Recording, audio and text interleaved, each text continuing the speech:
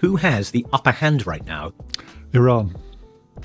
I regret having come to this conclusion because, like many MI6 officers of my generation, we faced the violence and brutality of the IRGC for most of our careers. That's the Islamic Revolutionary Guards Corps. Yeah, so there is no love lost between us, and I shed no tears for Ali Khamenei, who was killed at the beginning of this war. But the reality is the US underestimated the task, and I think, as of about 2 weeks ago, lost the initiative to Iran. In practice, the Iranian regime has been more resilient than I think anyone would have expected. They took some good decisions, actually, as early as last June, about dispersing their military capability and delegating the authority for the use of those weapons, which has given them significant extra resilience against this incredibly powerful air campaign. They have embarked on what's technically called horizontal escalation, i.e. firing rockets at anybody within range, which at the time, honestly, Shashank, I thought was nuts, but in fact has been a very good way of putting in direct price on the US. Sort of worked. And then they've understood the significance of the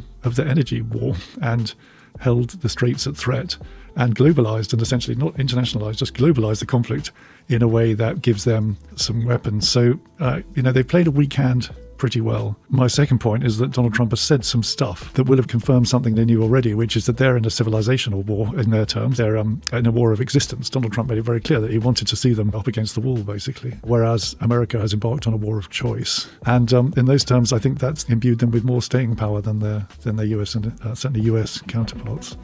And they know that now. And I think that really is giving them the whip hand.